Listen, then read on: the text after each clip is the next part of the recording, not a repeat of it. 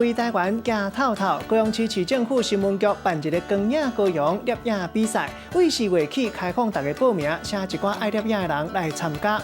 经过差不多2个月的时间，分数嘛已经出来，办一个颁奖典礼。上主要就是希望讲利用这个比赛，招更较侪游客来到高雄佚佗。一张一张的作品，透过光影呈现出无同的高雄。原来这拢是参加光影高雄摄影比赛较出叫的作品。掌声恭喜！也再一次恭喜我们的江哥。经过2个月的时间，对660件作品内底选出440件合格。尾啊，才阁予专业的评审经过讨论了后，选5个佳作，还阁有前3名。13迄天，新闻局长王千秋来甲颁奖。伊嘛强调讲，这边的活动受到广大的回应，后摆会继续来举办。有一位参赛的朋友跟我说，希望每3个月办一次。没钱啊，我今晚等我要散场。